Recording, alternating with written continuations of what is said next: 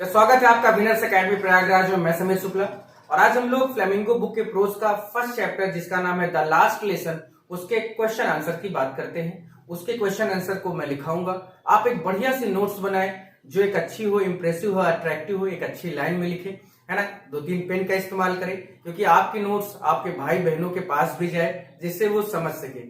ऐसा ना लिखे कि खुद का ही लिखा हुआ बाद में आप ना पढ़ पाए। तो एक बढ़िया सी नोट्स बनाए और अच्छे से उसकी कॉपी तैयार रखें जिससे आने वाले समय में आप अपने स्कूल में, कॉलेज में, आप अपने दोस्तों के बीच सबसे आगे रहें क्योंकि आपने ये सबसे पहले पढ़ा है। तो चलिए शुरुआत करता हूं मैं आज। पहला क्वेश्चन हमारा है, आप बुक अगर तक नहीं लिए तो बुक देख ले और इसका हिंदी एक्सप्लेनेशन नहीं दिखा तो हिंदी एक्सप्लेनेशन इसका जरूर देखें जिससे आपको स्टोरी के बारे में कुछ नॉलेज मिल जाए, जिससे आप भी इसे अपने शब्दों में लिख सके। तो देखिए पहली लाइन इसमें है, पहला क्वेश्चन है कि what was the bulletin board. जो बुलेटिन बोर्ड मैंने आपको बताया है कि रास्ते में उस समय जब बर्लिन में जब प्रूशिया ने इन पर पूरी तरह से फ्रांस पर अपना वो कर लिया था, यानी उस पर अधिकार जमा लिया था, उसको हरा दिया था। तो बुलेटिन बोर्ड क्या था? जब वो लिटिल फ्रांस अपने स्कूल जाता था तो उसे रोज रास्ते में दिखाई देता था, एक तरह से नोटिस बोर्ड कह सकते हैं। हाउ वॉज इट इम्पोर्टेंट, उसकी इंपॉर्टेंट, उसकी जो उसका महत्व था वो क्या था?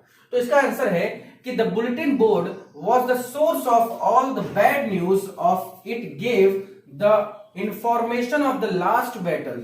यानी जो बुलेटिन बोर्ड था वो पिछले युद्ध में, यानी जब प्रूशिया और फ्रांस के बीच में युद्ध हुआ तो उनमें क्या क्या चीजें हुई उससे रिलेटेड ये एक बोर्ड बनाया जाता था जिसमें डेली का डेली न्यूज लिखी जाती थी। कोई भी न्यूज होती थी वो अक्सर बैड न्यूज ही होती थी।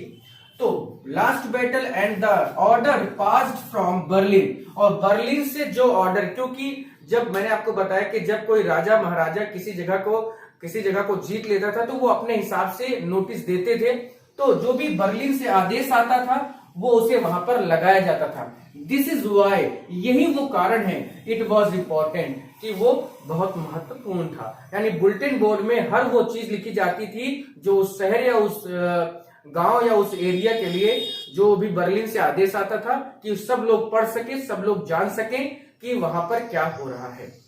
सेकेंड क्वेश्चन हमारा है कि व्हाट डिड एम हैमल से when France reach the school. क्योंकि फ्रांस एक छोटा सा बच्चा था, उसका पढ़ने में मन नहीं लगता था। फिर वो जब स्कूल जाता था और क्योंकि उसे पार्टिसिपल याद करके जाना था और वो घर से निकला था और जब वो स्कूल पे पहुंचा तो जो एम हैमल उसके टीचर थे उन्होंने उस फ्रांस से क्या कहा? तो उन्होंने कहा कि when Franz is reach the school, यानी जब फ्रांस स्कूल पहुंचा, M Hamel said, M Hamel जो टीचर थे उन्होंने कहा बहुत प्यार से, काइंडली, क्या कहा? Go to your place quickly, जल्दी से अपने जगह पर जाकर बैठ जाओ, लिटिल फ्रांस, छोटे फ्रांस, और we were beginning without you, क्योंकि हम तुम्हारे बिना नहीं शुरू करने जा रहे थे। यानी मैं चाह रहा था कि तुम आ जाओ, तब मैं तुम्हें वो सारी चीजें पढ़ाऊंगा जो आज के टॉपिक में थी। और क्योंकि आज का टॉपिक ही था कि लास्ट लेसन था, बहुत सारी बातें, बहुत अच्छा लेसन है, आप इसकी हिंदी एक्सप्लेनेशन जरूर देखें जिससे आपको क्लियर हो जाए। तो ये 2 था। चलिए तीसरे की ओर बढ़ते हैं। तो चलिए क्वेश्चन नंबर जो हमारा थर्ड है वो क्या है, इसके बारे में देखते हैं कि what did M Hamel speak first in the class that day about the last lesson. यानी जब वो बच्चा फ्रांस अपने स्कूल में जाकर पीछे बैठता है तो जो एम हैमल जो उसके टीचर होते हैं वो उस लास्ट लेसन के बारे में क्या कहते हैं, यानी वो लास्ट लेसन था क्या, कैसा था, क्या था उसमें, उन्होंने इस टीचर ने यानी एम हैमल ने लास्ट लेसन क्यों कहा। तो इसके बारे में देखते हैं कि M Hamel speak first in the class, M Hamel ने सबसे पहले क्लास में बोला अबाउट द लास्ट लेसन, उस लास्ट लेसन के बारे में, that the order has come from Berlin, क्योंकि बर्लिन से ऑर्डर आ चुका था, to reach only German, read यहां पर रीड था या रीच भी हो सकता है, only German in the school of Alsace and Lorraine. उन्होंने, क्योंकि जो प्रूसिया ने फ्रांस को हरा दिया, तो क्योंकि प्रूसिया के अंदर में ही ऑस्ट्रिया और जर्मनी दोनों आते थे, तो जो ऑर्डर पास किया गया किसके लिए, फ्रांस के लिए, कि वहां के 2 स्कूल, दो जिले जिनमें 2 स्कूल थे, पहला जो जिला था अल्सेक एंड लॉरेन, उन दोनों स्कूलों में अब फ्रेंच लैंग्वेज नहीं पढ़ाई जाएगी। और क्योंकि फ्रेंच लैंग्वेज नहीं पढ़ाई जाएगी और आज के बाद से ही नहीं पढ़ाई जाएगी, तो क्योंकि वहां के एम हैमल ने कहा कि यही हमारा लास्ट लेसन है जो आज हम पढ़ने जा रहे हैं।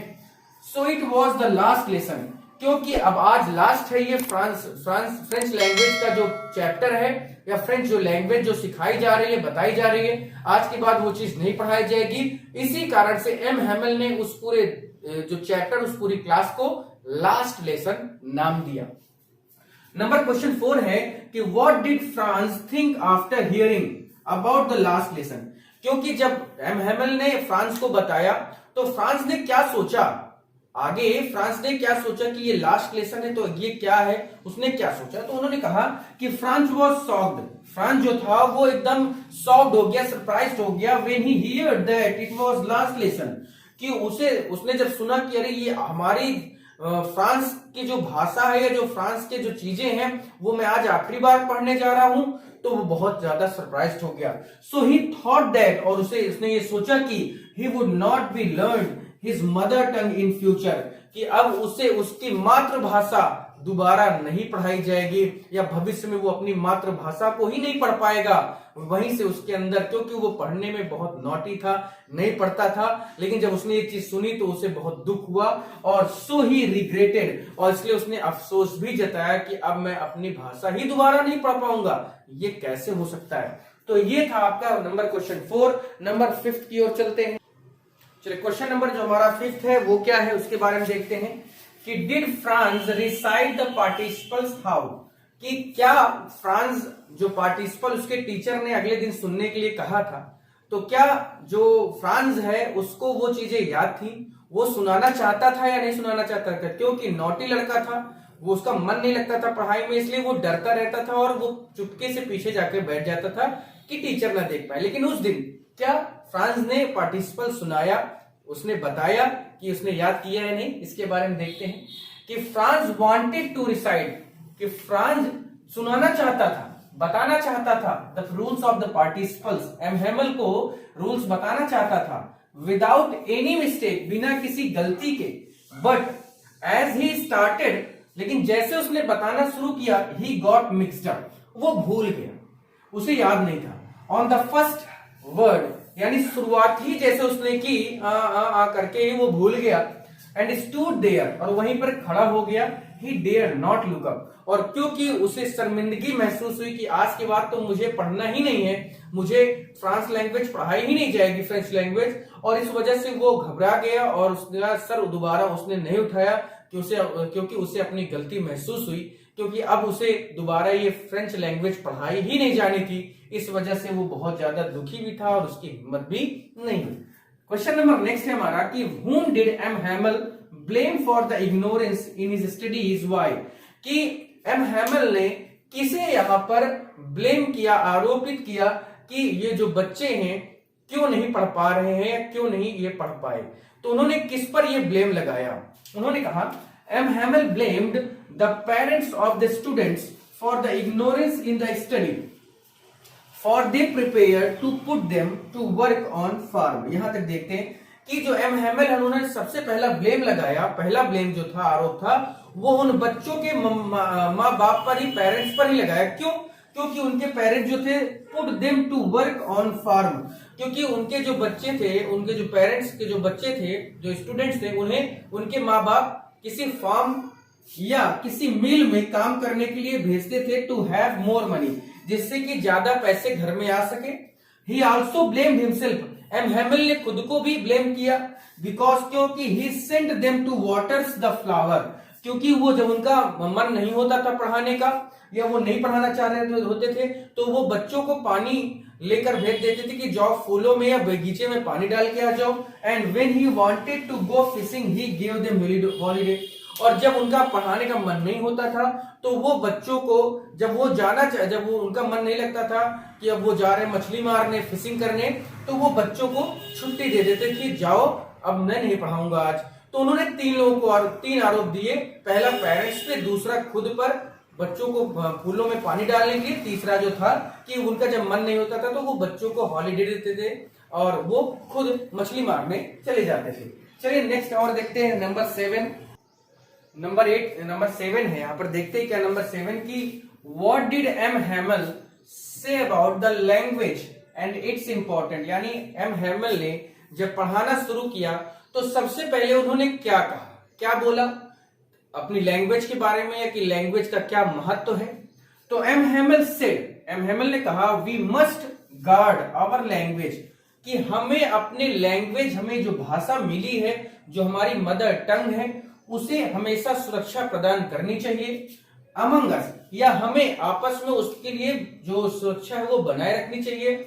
Because when a people are enslaved, क्योंकि जब लोगों को गुलाम बनाया जाता है, ये गुलाम बनाना हो गया, इंस्लेव्ड गुलाम बनाया जाता है, as long as they hold first their language, तो सबसे पहले उनकी भाषा उनसे छीन ली जाती है, क्योंकि भाषा ही मेन होती है, भाषा ही सब कुछ है।